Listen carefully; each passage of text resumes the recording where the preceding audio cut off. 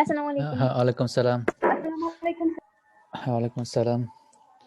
তোমরা সবাই ভালো আছো আশা করি। আজকে জি আমরা স্যার, আপনি কেমন আছেন? এই তো আছি আলহামদুলিল্লাহ।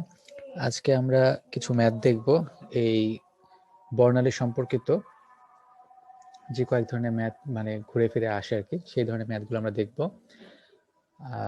নেক্সট ক্লাস থেকে আমরা তাহলে ওই থার্ড চ্যাপ্টারে চলে যাব। হ্যাঁ, তোমাদের যতটুকু সিলেবাসে আছে। আর ওইটার জন্য আমাদের যে যে থিওরিগুলো দরকার সেগুলো আমরা আগে দেখে নিব। ঠিক আছে, তাহলে আমরা ম্যাথের অংশটা শুরু করি। আমি স্টেপ বাই স্টেপ ধীরে ধীরে আগাবো। তোমাদের যদি মাঝখানে কোনো কোশ্চেন থাকে তোমরা কোশ্চেন জিজ্ঞেস করতে পারো, ঠিক আছে? তো এখানে প্রথম প্রশ্নটা হচ্ছে বেরিলিয়াম 3+ এর আয়নের কোন কক্ষটির ব্যাসার্ধ হাইড্রোজেন পরমাণুর প্রথম কক্ষের ব্যাসার্ধের সমান হবে? তাহলে এখানে বেরিলিয়াম 3+ আয়নের কোন কক্ষটির ব্যাসার্ধ হাইড্রোজেন পরমাণুর প্রথম কক্ষের ব্যাসার্ধের সমান হবে? তো এই ক্ষেত্রে আমরা কোন সূত্রটা ব্যবহার করতে পারি, কে বলতে পারবা? এই অঙ্কটা করার জন্য আমরা কোন সূত্রটা ব্যবহার করতে পারি? স্যার mvr = nh/2 পাই। আচ্ছা, একজন একজন করে। প্রথমে মনে হয় শান্তা আগে ইয়ে করছিলা, সে বলতে পারো।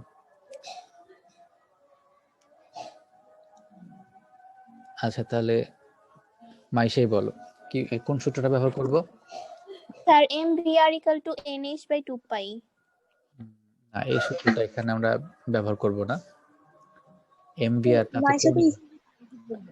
হ্যাঁ, তাহলে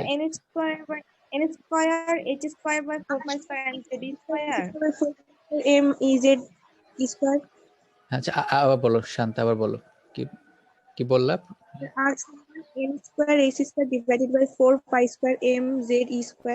হ্যাঁ, রাইট, এই সূত্রটাই ব্যবহার করব। তবে আমি আরেকটু সহজভাবে ইউজ করব, সেটা হচ্ছে Rn = 5.29 × 10^11 n²/z। আমরা কিন্তু এই সমীকরণটাও জানি, যেখানে বাকি সবগুলো ধ্রুবরাশির মান বসিয়ে দেওয়া থাকে, তাই না? আমরা ওই সূত্রটাই এখানে ব্যবহার করব। তাহলে এই জায়গায় সমাধানটা হচ্ছে, ধরি আমরা বেরিলিয়াম 3+ আয়নের n-তম কক্ষপথের ব্যাসার্ধ হাইড্রোজেন পরমাণুর প্রথম কক্ষপথের ব্যাসার্ধের সমান হবে। এটা আমরা ধরে নিলাম। n-তম কক্ষপথের ব্যাসার্ধটা হচ্ছে হাইড্রোজেন পরমাণুর প্রথম কক্ষপথের ব্যাসার্ধ হবে। তো সেই ক্ষেত্রে n-তম কক্ষপথের ব্যাসার্ধের সমীকরণটা আমরা কি জানি? বেরিলিয়ামের ক্ষেত্রে সমীকরণটা হবে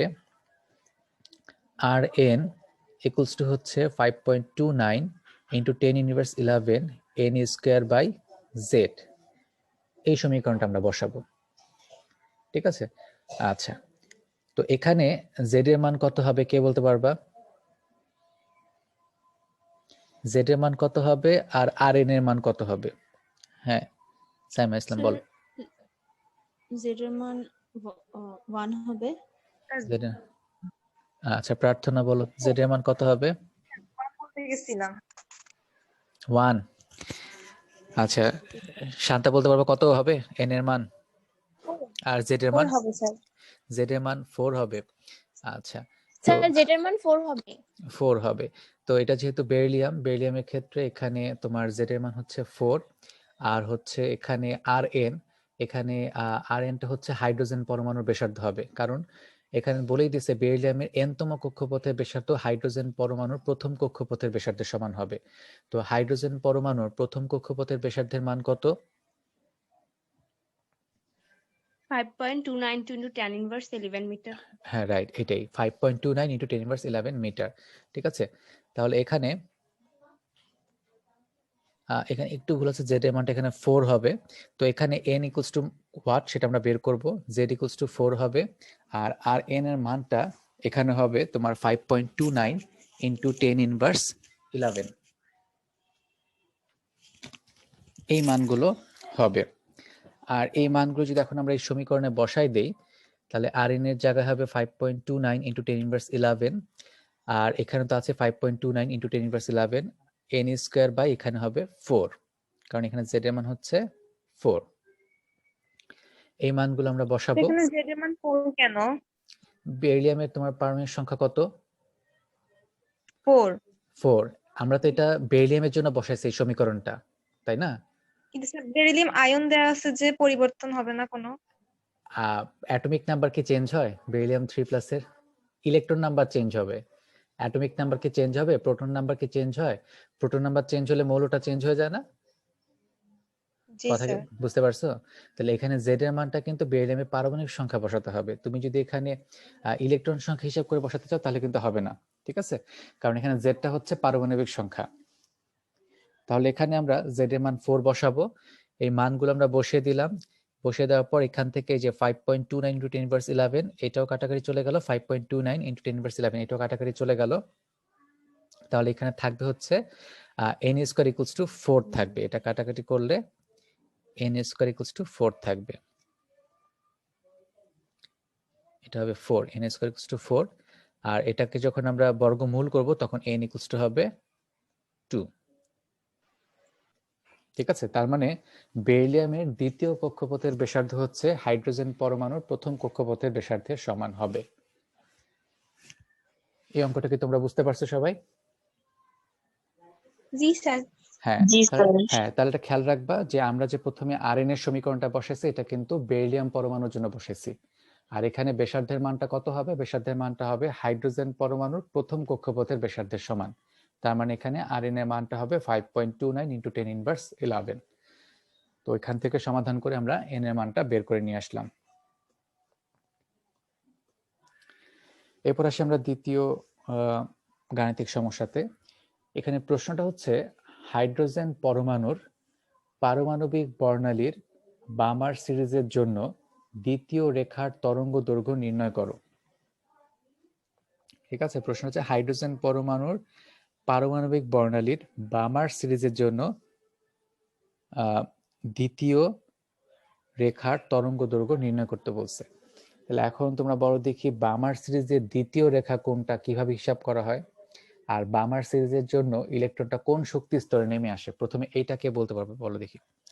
বামার সিরিজের জন্য ইলেকট্রনটা কোন শক্তি স্তরে নেমে আসে? এখানে n1 এর মান কত? দ্বিতীয় শক্তি স্তরে। দ্বিতীয় শক্তি স্তর। তার মানে বামার সিরিজের জন্য ইলেকট্রনটা উপরের যে কোনো শক্তি স্তর থেকে দ্বিতীয় শক্তি স্তরে নেমে আসবে। তাহলে আমি যদি চিত্রটা আঁকি, ধরো এটা হচ্ছে প্রথম শক্তি স্তর, এখানে n এর মান 1। এটা হচ্ছে দ্বিতীয় শক্তি স্তর, এখানে n এর মান 2। এটা হচ্ছে তৃতীয় শক্তি স্তর, চতুর্থ শক্তি স্তর, এটা হচ্ছে পঞ্চম শক্তি স্তর, 3, 4, 5। তো এটা খেয়াল রাখা লাগবে, ইলেকট্রন যখন সবচেয়ে কাছের শক্তি স্তর থেকে নিম্ন শক্তি স্তরে নেমে আসে তখন সেটাকে বলা হয় প্রথম রেখা। তাহলে বামার সিরিজের জন্য যখন 3 নাম্বার শক্তি স্তর থেকে তোমার 2 নাম্বার শক্তি স্তরে নেমে আসবে তখন হচ্ছে বামার সিরিজের প্রথম রেখা। যখন 4 নাম্বার থেকে 2 নাম্বার নেমে আসবে তখন সেটা হচ্ছে বামার সিরিজের দ্বিতীয় রেখা। যখন 5 নাম্বার থেকে 2 নাম্বারে নেমে আসবে সেটা হচ্ছে বামার সিরিজের তৃতীয় রেখা। তাহলে দ্বিতীয় রেখাটা কোথায় পাওয়া যাচ্ছে? যখন 4 নাম্বার থেকে তোমার 2 নাম্বার নেমে আসতেছে তখন সেটা পাওয়া যাচ্ছে বামার সিরিজের দ্বিতীয় রেখা। আচ্ছা, তাহলে এখানে দ্বিতীয় রেখার জন্য তোমার n1 এর মানটা দাঁড়াচ্ছে তাহলে 2। হ্যাঁ, আর n2 এর মানটা দাঁড়াচ্ছে তাহলে 4, কারণ এটা চতুর্থ শক্তি স্তর থেকে নেমে আসতেছে। আচ্ছা, এটা কি সবাই বুঝতে পারছো নাকি এটা সম্পর্কে কারো কোনো কোশ্চেন আছে? হ্যাঁ, বলো। 6 নম্বর কক্ষপথ থেকে দিলাম, বললাম এটা 4 হবে। হ্যাঁ, 4 নাম্বার রেখা হবে, 4 নাম্বার রেখা হবে। এটা বামার সিরিজের জন্য, এটা হচ্ছে বামার সিরিজের জন্য, ঠিক আছে? আবার যদি ধরো এরকম জিনিসটা হয় যে লাইমিয়ান সিরিজের জন্য 5 নাম্বার রেখা নির্ণয় করতে বলছে, তাহলে অথবা ধরো লাইমিয়ান সিরিজের জন্য দ্বিতীয় রেখা নির্ণয় করতে বললো, তাহলে লাইমিয়ান সিরিজের জন্য কিন্তু n1 এর মান হচ্ছে কত? লাইমিয়ান সিরিজের জন্য n1 এর মান হচ্ছে 1। হ্যাঁ, তাহলে যখন 2 নাম্বার থেকে 1 নাম্বার নেমে আসবে সেটা হচ্ছে লাইমিয়ান সিরিজের প্রথম রেখা। যখন 3 নাম্বার থেকে 1 নাম্বার নেমে আসবে তখন সেটা হবে লাইমিয়ান সিরিজের দ্বিতীয় রেখা। তাহলে এইভাবে বিভিন্ন সিরিজের রেখার সংখ্যা নির্ণয় করা হয়। আশা করি এটা তোমরা সবাই বুঝতে পারছো, তাই না? তাহলে এই অঙ্কটা করার জন্য আমরা কোন সূত্রটা ব্যবহার করব? হ্যাঁ, আচ্ছা, তাহলে আমরা রিডবার্গ ধ্রুবকের সমীকরণটা ব্যবহার করব এই ক্ষেত্রে, ঠিক আছে? রিডবার্গ ধ্রুবকের সমীকরণ। তাহলে এখানে আমরা সমাধান হিসেবে আমরা জানি হচ্ছে 1/λ ইকুয়ালস টু হচ্ছে RH into 1/n1 square minus 1/n2 square. এটা হচ্ছে সমীকরণ। তো এখানে তোমার দেওয়া আছে RH এর মানটা হচ্ছে 1.09678 ইন্টু 10⁵ পার সেন্টিমিটার। এটা সেন্টিমিটার স্কেলে দেওয়া আছে। আর এই বামার সিরিজের জন্য এখানে n1 এর মান হচ্ছে 2, আর দ্বিতীয় রেখার জন্য n2 এর মান হচ্ছে 4। কারণ আমি একটু হিসাব করে দেখালাম যে চতুর্থ শক্তি স্তর থেকে ইলেকট্রনটা নেমে আসলে সেটা দ্বিতীয় রেখা হয়, তাহলে n2 এর মান হচ্ছে 4। এখন এই মানগুলো আমরা এই সমীকরণে বসাই দিব। তাহলে RH এর মানটা বসাই দিলাম 1.09678 ইন্টু 10⁵, এটা হচ্ছে পার centimetre, into 1/2 square minus 1/4 square. আমরা n1 এবং n2 এর মানটা বসাই দিলাম। তারপর যদি এটাকে আমরা সমাধান করি, মানটা আসবে 2.0566 ইন্টু 10⁴। এই মানটা আসবে। এবং এই 1/λ মানটাকে যদি আমরা উল্টে দেই, কারণ এখানে তো 1/λ মান বেরিয়েছে, এটা আমরা যদি ইনভার্স করি বা মানটাকে যদি উল্টে দেই, তাহলে ল্যামডার মানটা আসবে 4.86 ইন্টু 10⁵ সেন্টিমিটার।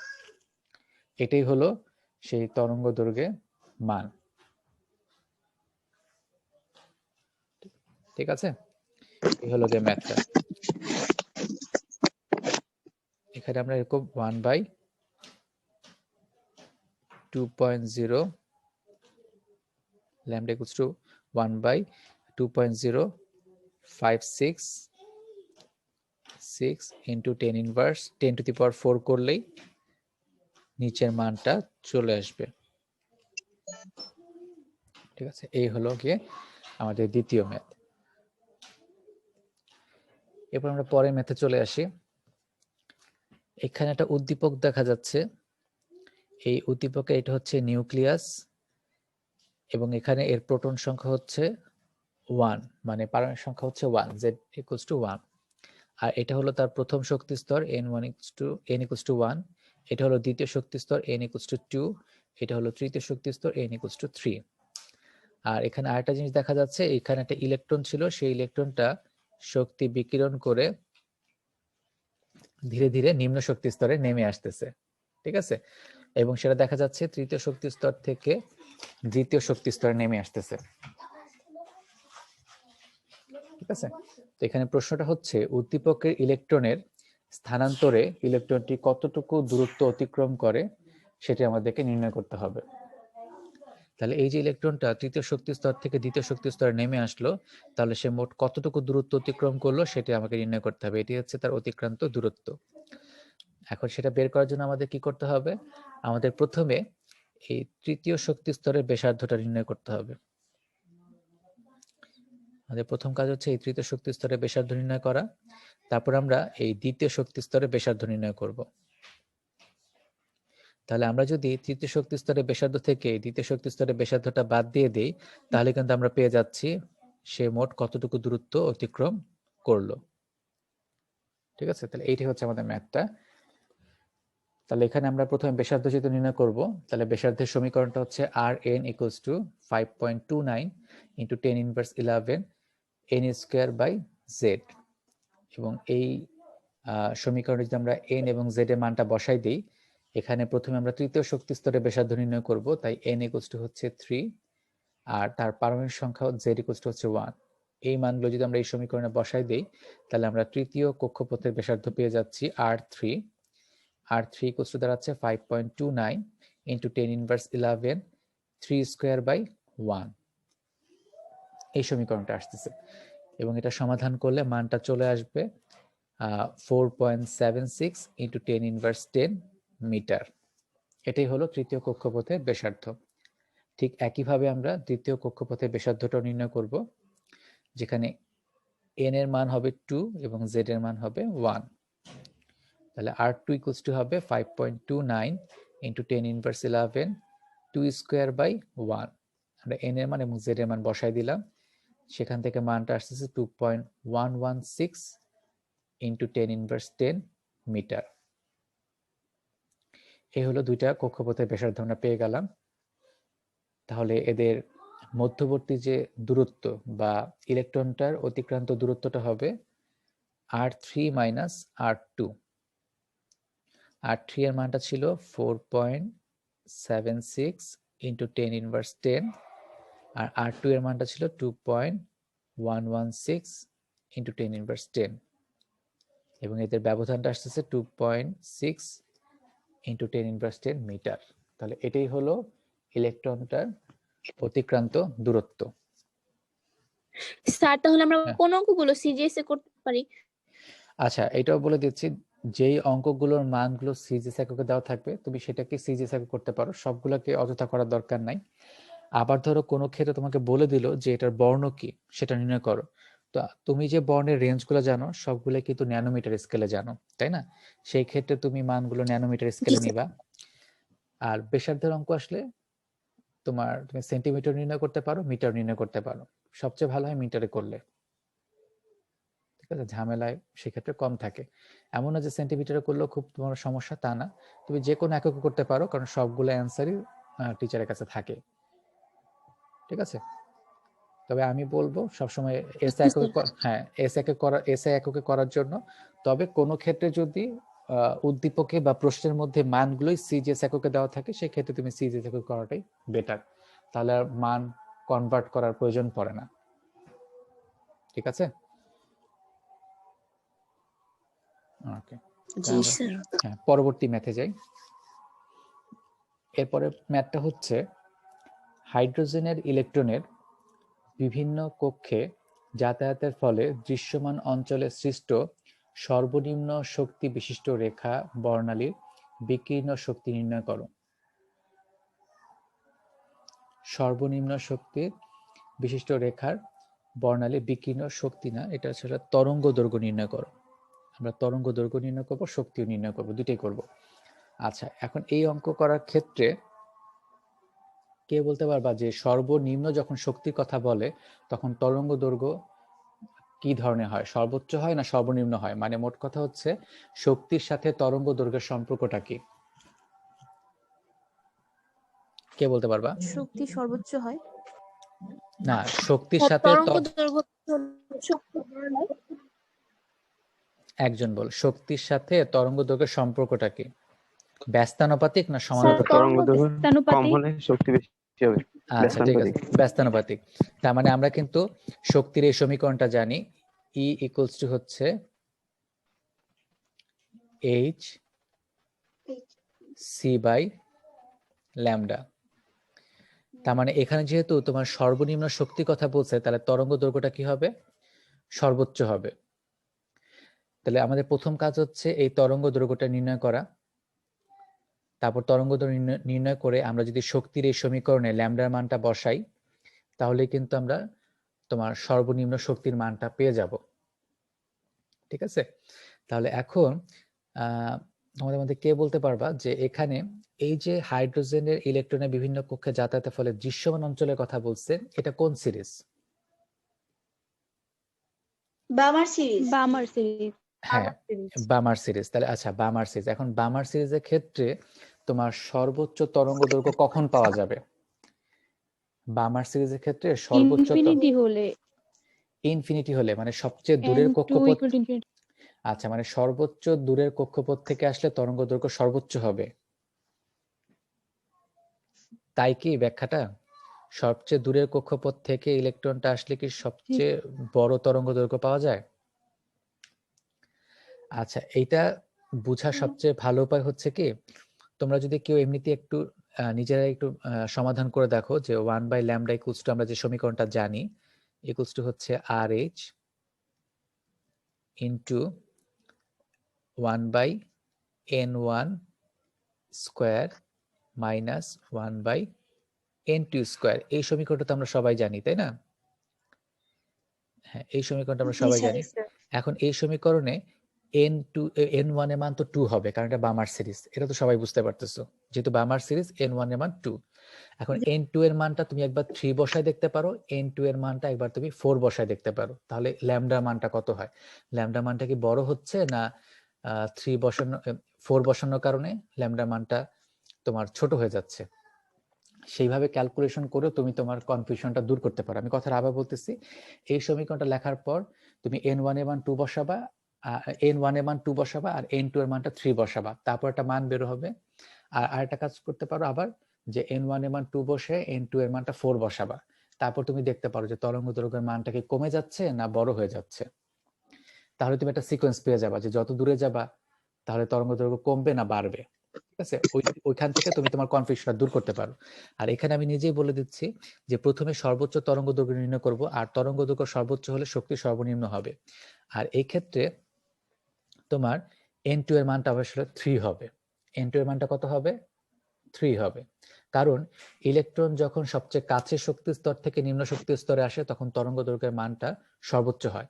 আর ইলেকট্রন যখন সবচেয়ে দূরের শক্তি স্তর থেকে আসে তখন তরঙ্গ দৈর্ঘ্যের মানটা সবচেয়ে তোমার ছোট হয়।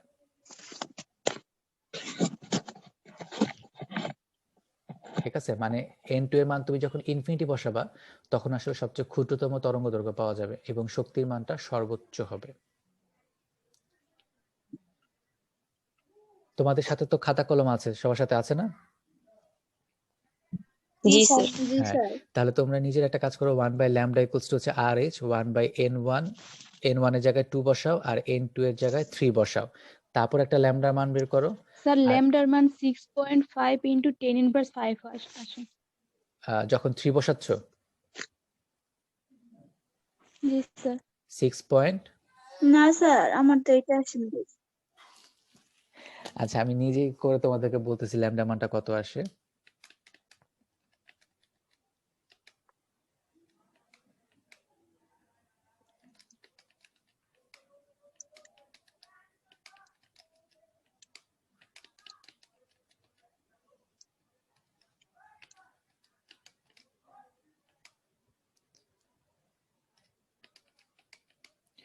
এটা আসবে 6.56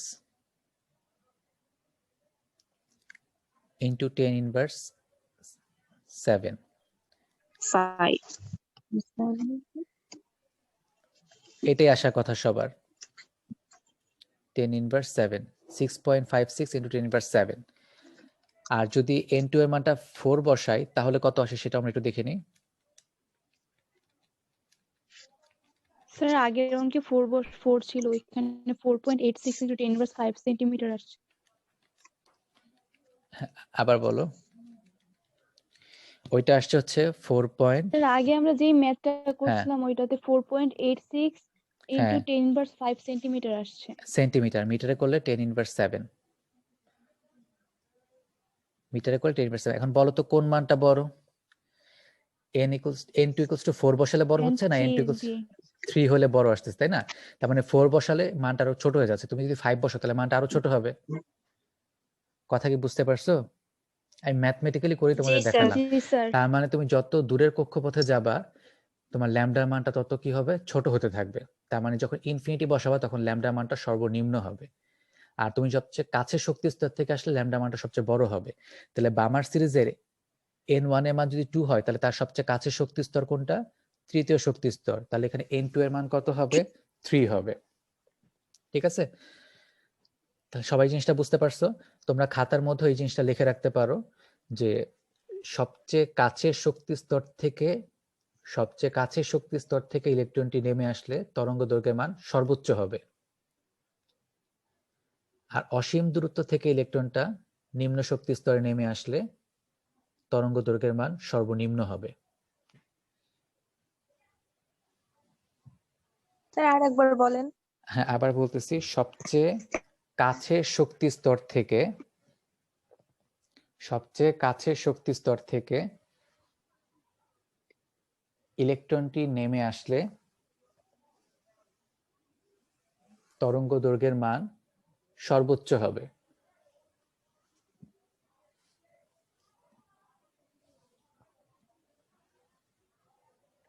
এতটুকু সবাই লিখছো? জি স্যার। জি স্যার। জি হ্যাঁ স্যার। হ্যাঁ, আর তারপর লেখো, আর অসীম দূরত্ব থেকে আসলে পাশে ব্র্যাকেটে লিখে রাখো ইনফিনিটি। অসীম দূরত্ব থেকে আসলে তরঙ্গ দৈর্ঘ্যের মান সর্বনিম্ন হবে। ঠিক আছে, তার মানে তখন n2 এর মান হবে ইনফিনিটি আর কি। হ্যাঁ, ইনফিনিটি হবে। স্যার এই রিডবার্গের সমীকরণ তো শুধুমাত্র ইলেকট্রন নেমে আসার ক্ষেত্রে প্রযোজ্য। না না, ইলেকট্রন নেমে আসার ক্ষেত্রে প্রযোজ্য, ইলেকট্রন উপরের শক্তি স্তরে যাওয়ার ক্ষেত্রে প্রযোজ্য। সমস্যা নেই, এটা বিকিরিত শক্তি শোষিত শক্তি দুইটারই তরঙ্গ দৈর্ঘ্য তুমি নির্ণয় করতে পারবা। তবে এটা বোর পরমাণুর সূত্র থেকে আসছে, তো সেখানে তোমার ইলেকট্রন শোষণ বিকিরণ দুইটারই কিন্তু কথা ছিল। এটা বোর পরমাণু তত্ত্ব থেকে এই জিনিসটা আসছে, থিওরিটা।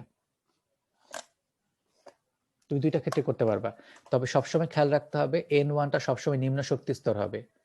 n1টা সবসময় কি হবে? স্যার নিম্ন এখানে শক্তি স্তর। সর্বনিম্ন হ্যাঁ, আবার বলো প্রশ্নটা কি? স্যার এখানে সর্বনিম্ন শক্তি দেখে আমরা n=3 নিলাম। হ্যাঁ, সর্বনিম্ন শক্তি মানে হচ্ছে সর্বোচ্চ তরঙ্গ দৈর্ঘ্য, আর সর্বোচ্চ তরঙ্গ দৈর্ঘ্য মানে হচ্ছে সবচেয়ে হ্যাঁ কাছের স্যার, শক্তি স্তর। হ্যাঁ, n2 নিলাম। আর আরেকটা কথা বলে রাখতেছি, এটা সবসময় সবাই মনে রাখবা, সবসময় n1টা হবে নিম্ন শক্তি স্তর আর n2টা হবে উচ্চ শক্তি স্তর। কারণ তরঙ্গ দৈর্ঘ্য তো আর ঋণাত্মক হতে পারে না। হতে পারে কি? কোন একটা জিনিসের তরঙ্গ দৈর্ঘ্য না কিন্তু স্যার। ঋণাত্মক হতে পারে না। এই জন্য তুমি যদি n1 এর মানটা বড় ধরো আর n2 এর মানটা ছোট ধরো, তাহলে কিন্তু ল্যামডার মানটা ঋণাত্মক চলে আসবে। এটা কিন্তু পসিবল না। এই জন্য শোষিত শক্তির তরঙ্গ দৈর্ঘ্য বলুক আর বিকিরিত শক্তির তরঙ্গ দৈর্ঘ্য বলুক, তুমি সবসময় n1 এর মানটা ছোট ধরবা আর n2 এর মানটা বড় ধরবা, মানে উচ্চ শক্তি স্তরটা ধরবা। ঠিক আছে? স্যার আচ্ছা, রিডবার্গের সমীকরণ কি আমরা বর্ণ নির্ণয়ের ক্ষেত্রে ব্যবহার করতে পারি? হ্যাঁ পারো। আমি এই ধরনের একটা অঙ্ক তোমাদের আজকে দেখাবো। ঠিক আছে, এই ধরনের একটা অঙ্ক তোমাদের আজকে দেখানো হবে। আর স্যার একক হ্যাঁ, বুঝিনি, আবার বলো।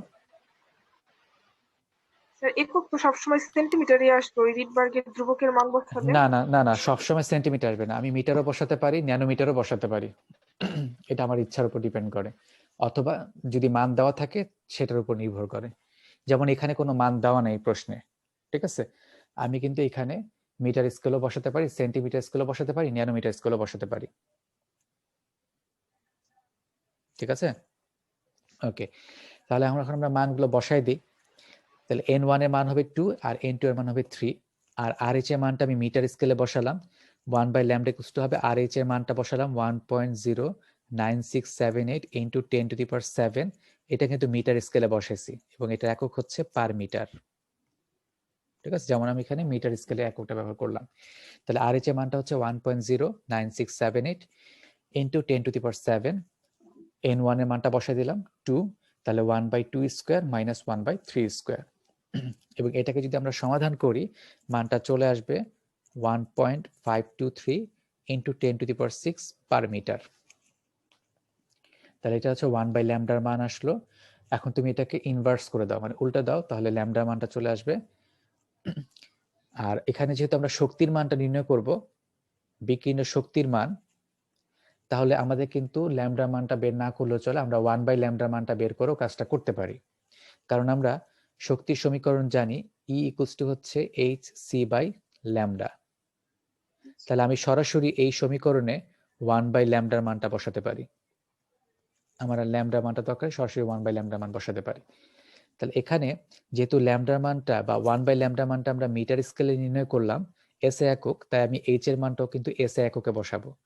এবং এসআই এককে এইচ এর মানটা হচ্ছে 6.626 ইন্টু 10⁻34 জুল সেকেন্ড। এটা হচ্ছে এইচ এর মান, এটা হচ্ছে জুল সেকেন্ডে। আর সি এর মান হচ্ছে 3 ইন্টু 10⁸, এটা হচ্ছে মিটার পার সেকেন্ডে। আর 1/λ মানটা আমরা বের করছিলাম 1.523 ইন্টু 10⁶। তাহলে আমি 1/λ মানটাই বসাই দিলাম 1.523 ইন্টু 10⁶। ঠিক আছে, সবগুলা মান আমরা বসাই দিলাম এখানে, এবং এটা সমাধান করলে শক্তির মানটা চলে আসলো 3.027 ইন্টু 10⁻, এটা হবে ইনভার্স 19 জুল। ঠিক আছে, তাহলে শক্তির মানটা আসলো 3.027 ইন্টু 10⁻19 জুল। এটাই হলো তোমার সর্বনিম্ন শক্তি বা আমার সিরিজে, হ্যাঁ, শক্তির মান এটা বেরোলো। 3.027 into 10 inverse 19 জুল। এবং এই ক্ষেত্রে আরেকটা কথা বলে রাখতেছি, এই রিডবার্গ ধ্রুবক ব্যবহার করে আমরা যে শক্তির মানগুলো নির্ণয় করি, প্রথমে রিডবার্গ ধ্রুবক ব্যবহার করে ল্যামডার মান নির্ণয়, তারপরে বিকীর্ণ বা শোষিত শক্তির যে সমীকরণটা ব্যবহার করি ডেল্টা ই বা ইকুয়ালস টু হচ্ছে এইচ সি বাই ল্যামডা। এখান থেকে সবসময় শক্তির মানটা কিন্তু আসলে ওইরকম 10 ইনভার্স 18 19 বা 20 এরকম মান আসবে, কারণ 10 টু দি পাওয়ার আসবে না আর কি, ঠিক আছে, কারণ এখানে ওই শক্তির মানটা খুব ক্ষুদ্র হয়, ঠিক আছে, এগুলো একটু খেয়াল রাখো তোমরা। ওকে, এই ম্যাথে তো আশা করি আর কারো কোনো সমস্যা নাই। এখান থেকে আমরা দুইটা জিনিস জানলাম, একটা হচ্ছে কখন সর্বনিম্ন তরঙ্গ দৈর্ঘ্য হবে, কখন সর্বোচ্চ তরঙ্গ দৈর্ঘ্য হবে, ঠিক আছে। আমরা তাহলে পরের ম্যাথে আসি। এটা হচ্ছে লাইম্যান সিরিজের ইলেকট্রন কোন শক্তি স্তর থেকে নেমে আসলে বিকিরিত শক্তির পরিমাণ 1.938 ইন্টু 10 ইনভার্স 18 জুল হবে। তাহলে এখানে আমাকে শক্তি স্তরটা নির্ণয় করতে হবে, কোন শক্তি স্তর থেকে ইলেকট্রনটা নেমে আসবে, কোন সিরিজের জন্য, লাইম্যান সিরিজের জন্য। তাহলে এখানে লাইম্যান সিরিজের জন্য ইলেকট্রন কোন শক্তি স্তরে নেমে আসে, বল দেখি, ইলেকট্রন কোন প্রথম শক্তি স্তরে নেমে আসে, 1 নাম্বার শক্তি স্তরে নেমে আসে। তার মানে এখানে n1 এর মানটা কত হবে, 1 হবে, তাই তো, 1 হবে please। আর n2 এর মান কত হবে সেটা আমাকে বের করতে হবে, মানে কোন শক্তি স্তর থেকে আসতেছে। তাহলে এই ক্ষেত্রে আমরা রিডবার্গ সমীকরণটা ব্যবহার করব। তাহলে এখানে আমরা রিডবার্গের সমীকরণটা ব্যবহার করব। তার আগে আমরা একটু ল্যামডার মানটা বা 1/ল্যামডার মানটা বের করে নেই, কারণ এখানে শক্তির মান দেওয়া আছে, এনার্জির মান দেওয়া আছে, কিন্তু আমরা ল্যামডার মান জানি না। তো রিডবার্গ সমীকরণে যদি দুইটা আননোন নাম্বার থাকে, যেমন ল্যামডাও যদি আমার কাছে আননোন থাকে, n2 যদি আননোন থাকে, তাহলে কি আমরা সমাধান করতে পারবো? পারবো না। তাহলে এই যে শক্তির মানটা দেওয়া আছে সেটা ব্যবহার করে প্রথমে আমরা ল্যামডার মানটা বের করে নিই, ঠিক আছে। তাহলে আমরা জানি E ইকুয়ালস টু হচ্ছে এইচ সি বাই ল্যামডা। তাহলে আমরা ল্যামডা ইকুয়ালস টু লিখতে পারি এইচ সি বাই ই। তো এখানে ই এর মান হচ্ছে, শক্তির মান হচ্ছে 1.938 ইন্টু 10 ইনভার্স 18 জুল। আর এইচ এর মানটা আমরা জানি, এস এককে বসাবো 6.626 ইন্টু 10 ইনভার্স 34 জুল সেকেন্ড। আর আলোর বেগও এস এককে বসাবো 3 into 10 to the power 8 metre per second. এই মানগুলো যদি আমরা এই সমীকরণে বসাই দেই, এই যে বসাই দিলাম এইচ এর মান, এটা হলো তোমার সি এর মান, আর এটা হচ্ছে ই এর মান। এই মানগুলো যদি আমরা বসাই দেই, তাহলে সেখান থেকে আমরা ল্যামডার মানটা পেয়ে যাচ্ছি 1.026 ইন্টু 10 ইনভার্স 7 মিটার। এটাই হচ্ছে ল্যামডার মান। এখন এই ল্যামডার মানটাই আমরা পরবর্তীতে রিডবার্গ সমীকরণে ব্যবহার করব, ঠিক আছে। আচ্ছা, তাহলে আবার আমরা জানি 1/ল্যামডা ইকুয়ালস টু হচ্ছে RH into 1/n1 square minus 1/n2 square. তাহলে এখানে n1 এর মান হচ্ছে 1 আর n2 এর মান কত সেটা আমাকে বের করতে হবে। তাহলে আমরা প্রথমে ল্যামডা মানটা বসাই দিই, যেটা আগের অংশ থেকে আমরা বের করছি। 1/ল্যামডা মানটা বসালাম 1.026 ইন্টু 10 ইনভার্স 7। RH এর মানটা আমরা এস এককে বসাবো 1.09678 into 10 to the power 7 per metre. n1 এর মানটা বসাই দিলাম 1 স্কয়ার, আর n2 স্কয়ার রয়ে গেল, কারণ n2 এর মান আমরা এখনো জানি না, এটা বের করব। 1/ল্যামডা অংশটাকে তোমরা যদি সমাধান করো, ক্যালকুলেশন করো, 1/ল্যামডার যে মানটা দেওয়া ছিল, তাহলে এটা আসবে 9.75 ইন্টু 10 টু দি পাওয়ার 6। আর এখানে RH এর মানটা রয়ে গেল 1/1 স্কয়ার মাইনাস 1/n2 স্কয়ার। এরপর আমি যেটা করলাম, এই 9.75 ইন্টু 10 টু দি পাওয়ার 6 কে আমরা এই RH এর মান দিয়ে ভাগ করে দিলাম। RH এর মানটা ছিল 1.09678 ইন্টু 10 টু দি পাওয়ার 7, এটাকে সমীকরণের বাম পাশে নিয়ে আসলাম, ভাগ করে দিলাম। আর 1/1 স্কয়ার মানে 1ই, 1 মাইনাস 1/n2 স্কয়ার, এটা আসলো। এখন এই 9.75 ইন্টু 10 টু দি পাওয়ার 6, এটাকে যখন আমি 1.09678 ইন্টু 10 টু দি পাওয়ার 7 দিয়ে ভাগ করছি, তখন মানটা চলে আসতেছে 0.889, 0.889 এই মানটা চলে আসতেছে। ইকুয়ালস হচ্ছে 1 মাইনাস 1/n2 স্কয়ার। তো আমি এই 1/n2 স্কয়ারটাকে সমীকরণের বাম পাশে নিয়ে আসলাম, আর 0.889টাকে সমীকরণের ডান পাশে নিয়ে গেলাম। তাহলে এখানে আসতেছে 1/n2 স্কোয়ার মাইনাস 0.889, তাহলে মানটা আসলো 0.111, এক থেকে এই মানটা বিয়োগ করার পরে। এখন এটাকে আমি উল্টে দিব, মানে ইনভার্স করে ফেলবো, তাহলে সমীকরণটা আসবে n2 স্কোয়ার ইকুয়ালস টু 9.009, মানে 1/0.111 ইকুয়ালস টু হচ্ছে 9.009। এখন এই মানটাকে আমরা বর্গমূল করব, তাহলে n2 এর মানটা আসবে 3। তার মানে ইলেকট্রনটা যদি তৃতীয় কক্ষপথ থেকে প্রথম কক্ষপথে নেমে আসে তবে ওই পরিমাণ শক্তি বিকিরণ করবে। এইভাবে আমরা আসলে শক্তি স্তরের মান নির্ণয় করব। আর এই ক্ষেত্রে সবসময় খেয়াল রাখতে হবে, যদি কোনো কারণে n2 এর মানটা ধরো 2.56 অথবা 2.8, হ্যাঁ, অথবা 2.9 আসে, তখন আমরা সেটাকে লিখবো হচ্ছে 3। আর যদি 2.5 থেকে ছোট আসে, যেমন ধরো 2.11 অথবা 2.2, তখন সেটাকে আমরা লিখবো 2। মানে 0.5 থেকে কম হলে সেটাকে আমরা নিচের লিমিটে লিখবো, আর 0.5 থেকে বেশি হলে সেটাকে আমরা আপার লিমিটে লিখবো। ঠিক আছে? স্যার বরাবর 0.5 হলো আপার না, লিমিটে লিখবো, না, তাই না? হ্যাঁ, কিন্তু বরাবর 0.5 আসবে না। আচ্ছা, টাইম শেষ হয়ে গেলে তোমরা আবার এই লিঙ্কে জয়েন করবা, হ্যাঁ। তবে বরাবর এরকম অঙ্ক তোমাকে কখনো দিবে না যে বরাবর 5 হবে, 0.5 হবে। ঠিক আছে? ওইটা হয় 8, 6, 7, 8 বা 9 এরকম মান আসবে, অথবা বেশি হলে 0.11 অথবা 0.19, 18 এরকম ধরনের মান আসবে। মাঝামাঝি মান তোমাকে দেওয়া হবে না।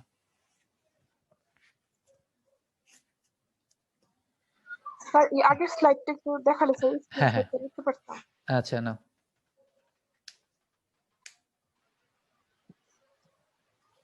স্যার এটার আগের স্লাইড। এটার আগে স্লাইড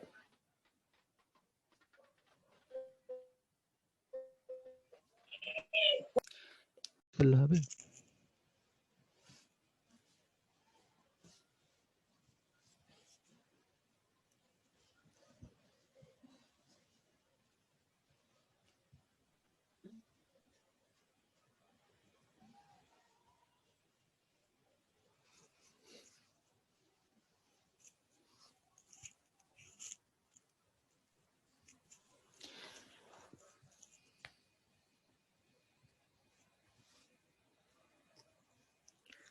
আচ্ছা, তাহলে আমরা পরবর্তী ম্যাথে যাই।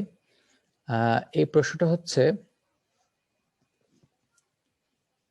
হাইড্রোজেনের লাইম্যান সিরিজের ক্ষুদ্র তরঙ্গ দৈর্ঘ্য নির্ণয় করো, বা এটাকে আমরা ক্ষুদ্রতম তরঙ্গ দৈর্ঘ্য বলতে পারি। আচ্ছা, লাইম্যান সিরিজের ক্ষুদ্রতম তরঙ্গ দৈর্ঘ্যের জন্য ইলেকট্রনটা কোন শক্তি স্তর থেকে আসতে হবে? তাহলে একটু আগে এটার থিওরি সম্পর্কে আমরা জানছিলাম, ইনফিনিটি থেকে আসতে হবে। আর এই ক্ষেত্রে আমরা কিন্তু ওই রিডবার্গ সমীকরণটাই ব্যবহার করব। তাহলে এখানে ল্যামডা ইকুয়ালস 1/λ ইকুয়ালস টু আসবে RH into 1/n1 square minus 1/n2 square, এবং এখানে n1 এর মান হচ্ছে 1 আর n2 এর মান হচ্ছে এখানে ইনফিনিটি, যেহেতু এখানে ক্ষুদ্রতম তরঙ্গ দৈর্ঘ্যের কথা বলছে। তাহলে এই মানগুলো যদি আমরা বসাই দেই, RH এর মানটা হচ্ছে 1.09678 ইনটু 10⁷ পার মিটার, n1 এর মানটা বসালাম 1 স্কয়ার মাইনাস হচ্ছে 1/ইনফিনিটি স্কয়ার। ঠিক আছে? এখানে n2 এর মানটা হচ্ছে ইনফিনিটি। তো এখানে 1/ইনফিনিটি স্কয়ার মানে হচ্ছে কিন্তু 0, কারণ 1/ইনফিনিটি মানে হচ্ছে 0। তো এখানে মানটা আসছে 1.09678 ইনটু 10⁷ ইনটু ইনফিনিটি মানে কি বলতো? ইনফিনিটি মানে হচ্ছে 1/0। 1/0 কে কি বলা হয়? ইনফিনিটি। মানে 1/0। হ্যাঁ, তাহলে এখানে কি ছিল? 1/ইনফিনিটি ছিল, তাই না? 1/ইনফিনিটি ছিল, আর ইনফিনিটি মানে হচ্ছে আবার 1/0। তাহলে আলটিমেটলি এই জিরোটা কি হবে? উপরের দিকে উঠে যাবে না? এটা যদি উপরের দিকে জি উঠে স্যার, যায়, 0 থাকে। হ্যাঁ, তাহলে সংখ্যাটা হবে 0/1। আর যে কোনো সংখ্যা ক্ষেত্রে এরকম 0/1 হলে সেটা 0 হয়। ঠিক আছে? তাহলে এখানে 1/ইনফিনিটি স্কয়ার ইকুয়ালস টু হবে 0। তাহলে এখন যদি এটাকে আমরা একটু সমাধান করি, তাহলে 1/λ এর মানটা আসবে 1.09678 ইনটু 10⁷, তারপর যদি আমরা ইনভার্স করে দেই তাহলে ল্যামডা মানটা আসবে 1/1.09678 ইন্টু 10⁻⁷, এবং সেটাকে সমাধান করলে মানটা আসবে 91.17 ইন্টু 10⁻⁷ মিটার, বা এটাকে তোমরা ন্যানোমিটার স্কেলও পরবর্তীতে লিখতে পারো। ঠিক আছে, মিটার লিখলেও চলবে। তাহলে এটা হবে 91.17 ইন্টু 10⁻⁷ মিটার। এই হলো গিয়ে লাইম্যান সিরিজের ক্ষুদ্রতম তরঙ্গ দৈর্ঘ্যের মান। সো ইনটু এটা কথা বুঝি নাই, আবার বলো। ইনটু সমান আলফা। ও, এখানে ওই যে ক্ষুদ্রতম তরঙ্গ দৈর্ঘ্য বলছে, আমি তো একটু আগে একটা অঙ্কে বলছিলাম যে সবচেয়ে ক্ষুদ্রতম তরঙ্গ দৈর্ঘ্য কখন হবে, যখন সেটা অসীম দূরত্ব থেকে আসবে, এই জন্য টু এর মানটা হবে ইনফিনিটি। তাই এখানে ইনফিনিটি বসানো হয়েছে, যদি দেখতে আলফা মতো লাগতেছে কিন্তু আসলে ইনফিনিটি। ঠিক আছে, ওকে, তাহলে আমরা এর পরবর্তী ম্যাথে যাই। এই ম্যাথটা হচ্ছে হাইড্রোজেন পরমাণুর ইলেকট্রন যখন চতুর্থ শক্তি স্তর থেকে দ্বিতীয় শক্তি স্তরে স্থানান্তরিত হয় তখন সৃষ্ট বর্ণালী রেখার তরঙ্গ দৈর্ঘ্য কত হবে এবং বিকিরণ বর্ণ কিরূপ হবে। তার মানে এখানে শুধু তোমাকে ল্যামডা নির্ণয় করলে হবে না, সাথে বর্ণটা কিরূপ হবে সেটাও নির্ণয় করতে হবে। ঠিক আছে, এটাই হলো ম্যাথটা। তো এই ক্ষেত্রে হাইড্রোজেন পরমাণুর ক্ষেত্রে বলেই দিছে চতুর্থ শক্তি স্তর থেকে সেটা দ্বিতীয় শক্তি স্তরে নেমে আসবে। তাহলে N1 এর মান কত হবে? 2 আর 2 N2 হবে, এর মান হচ্ছে আর 4। এনটি 4 হবে। রাইট, 4 হবে। হ্যাঁ, তাহলে এই ক্ষেত্রে আমরা ওই সমীকরণটাই ব্যবহার করব, 1/λ = RH into 1/N1 square minus 1/N2 square. এই সমীকরণটাই ব্যবহার করব। তো এখানে N1 স্যার এখানে হাইড্রোজেন দেখে আমরা সব সময় জেড স্কয়ারটাকে অ্যাভয়েড করতেছি। রাইট, এটা যদি হাইড্রোজেন না হতো তাহলে এখানে একটা জেড স্কয়ার টার্ম আসতো।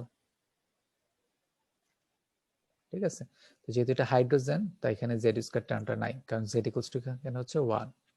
তো এখানে N1 এর মান হচ্ছে 2 আর N2 এর মান হচ্ছে 4। এই মানগুলো যদি এখন আমরা এই সমীকরণে বসাই দেই তাহলে RH এর মান হচ্ছে 1.09678 ইন্টু 10⁻⁷, এখানে 1/2 স্কয়ার মাইনাস 1/4 স্কয়ার। এটাকে যদি আমরা একটু সমাধান করি তাহলে মানটা চলে আসবে 2.056 ইন্টু 10⁻⁷ পার মিটার। এটাকে মিটার নেওয়ার জন্য ইনভার্স করতে হবে, তাহলে ল্যামডা ইকুয়ালস টু দাঁড়াবে 1/2.056 ইন্টু 10⁻⁶, এবং সমাধান করলে মানটা চলে আসবে 486.3 ইন্টু 10⁻⁹ মিটার। এটাকে আমরা ন্যানোমিটার লিখতে পারি, তাহলে মানটা চলে আসতেছে 486.3 ন্যানোমিটার। এখন 486 ন্যানোমিটার যদি হয় তাহলে সেটার বর্ণ কিরূপ হবে? তোমাদের ওই সিরিজটা কিন্তু পড়তে বলছিলাম, পরীক্ষার সময় অবশ্যই এটা পড়বে। তার না, দৃশ্যমান নষ্ট। দৃশ্যমান তো অবশ্যই আসমানি। আসমানি, এটা বর্ণটা হচ্ছে না, এটা হচ্ছে আসমানি।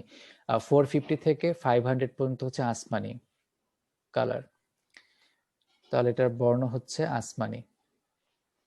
এই রেঞ্জটা কিন্তু তোমাদের জানতে হবে, এবং এটা একটা বোর্ড কোশ্চেনই, বোর্ডই আসছিল যে বর্ণ কিরূপ হবে। তো 450 থেকে 490 বা 500 পর্যন্ত হচ্ছে আসমানি কালার। ঠিক আছে, তাহলে এটা বর্ণ হচ্ছে আসমানি। এটা হচ্ছে লাস্ট ম্যাথ। এখানে একটা উদ্দীপক দেওয়া আছে, এখানে দেখতে পাচ্ছ কতগুলো শক্তি স্তর দেওয়া আছে, 1 2 3 4 5 শক্তি স্তর দেওয়া আছে, এবং পাশে তাদের নামও দেওয়া আছে A B C D E, এগুলো হচ্ছে ওই সিরিজের নাম দেওয়া। তো এখানে প্রশ্নটা হচ্ছে বি শক্তি স্তরের তৃতীয় রেখার তরঙ্গ দৈর্ঘ্যের বর্ণ দৃশ্যমান হবে কিনা গাণিতিকভাবে বিশ্লেষণ করো। এই অঙ্কটা কি তোমরা করতে পারবা না? বি শক্তি স্তরের তৃতীয় রেখার তরঙ্গ দৈর্ঘ্যের বর্ণ দৃশ্যমান হবে কিনা গাণিতিকভাবে বিশ্লেষণ করো। বলতো বি যে শক্তি স্তর তার তৃতীয় রেখা কোনটা? স্যার ই ই ই স্যার ই রাইট। যখন ইলেকট্রনটা 5 থেকে 2 নেমে আসে তখন হচ্ছে বি শক্তি স্তরে তৃতীয় রেখাটা পাওয়া যায়। তাহলে এই অঙ্কটা তোমরা নিজেরা করতে পারবে স্যার না? তার মানে n1 = 2 = হ্যাঁ 5 রাইট রাইট, n2 = 5 আর n1 হচ্ছে 2। জি স্যার পারবো এটা। আচ্ছা, এইটাই জি তোমাদের স্যার টাস্ক, এইটাই করে তোমরা সবাই আমাকে দেখাবা, ঠিক আছে? তাহলে ওকে স্যার। আর বর্ণালী স্যার যদি এখন হ্যাঁ এখন কিভাবে দেখাবা, তবে আজকের মধ্যেই সবাই পাঠিয়ে দিও, ঠিক আছে, লেখে। আচ্ছা, আরেকটা জিনিস হচ্ছে তোমাদের তার এই ম্যাথগুলো তো চর্চা করবাই, এরপর তোমাদের যদি কোনো ম্যাথের সমস্যা থাকে তাহলে তোমরা অবশ্যই সেটা আমাকে দেখাবা, ঠিক আছে? কোনো ম্যাথের সমস্যা থাকলে দরকার গ্রুপে ছবি তুলে, ম্যাথের ছবিটা তুলে যে স্যার ম্যাথ এটা পাঠাবা, আমি এটা করে দিব, ঠিক আছে? তাহলে তোমরা এই ম্যাথগুলো চর্চা করতে থাকো। ডিফারেন্ট টাইপের ম্যাথ এখানে করে দেওয়া আছে, ক্ষুদ্রতম তরঙ্গ দৈর্ঘ্য, দীর্ঘতম তরঙ্গ দৈর্ঘ্য, তারপর হচ্ছে তোমার অতিক্রান্ত দূরত্ব, তারপরে আমরা দেখলাম হচ্ছে বর্ণ কি রূপ হতে পারে সেই ধরনের অঙ্ক, আর একটা হচ্ছে শক্তি স্তর নির্ণয়ের অঙ্ক। এই সবগুলি তোমরা ট্রাই করবা, ঠিক আছে? আর হ্যাঁ, এতটুকুই আজকে তোমাদের জন্য, ঠিক আছে?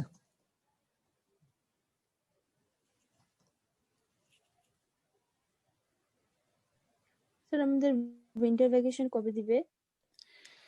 উইন্টার ভ্যাকেশন সম্ভবত 24 তারিখ ক্লাস হওয়ার পর থেকে, মানে 24 তারিখ ক্লাস হওয়ার পর থেকে সম্ভবত ছুটি থাকবে। আর তোমাদের তো যেহেতু পরীক্ষা আছে সামনে, ওইটা একবারই ছুটি হয়ে যেতে পারে, এরপর আর ক্লাস হবে কিনা, কারণ এরপর ছুটির পরপরই মনে হয় তোমাদের মক টেস্ট আছে একটা, তাই না? যে অনলাইনে পরীক্ষা দেওয়ার, হ্যাঁ, তারপরে হচ্ছে তোমাদের আবার পরীক্ষা শুরু হয়ে যাবে। তো আশা করি তোমাদের যতটুকু স্যার সিলেবাস আমাদের আছে কেমিস্ট্রিতে কি সাল তেমন আমাদের আসবে? কোশ্চেন গুলো কিভাবে করা হয় পরীক্ষার? আস্তে একজন একজন করে বলো। হ্যাঁ প্রথম, হ্যাঁ বলো লামিয়া, বলো প্রথমে তোমার কি প্রশ্নটা কি? সাল আসে কেমিস্ট্রিতে আসতে পারে, তবে অত বেশি না।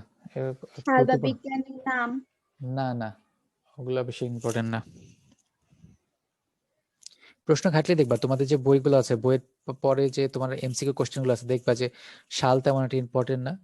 আর ওইভাবে সবগুলোর ক্ষেত্রে বিজ্ঞানী নাম ইম্পর্টেন্ট না, তবে অরবিট, অরবিটাল, হ্যাঁ, তারপরে হচ্ছে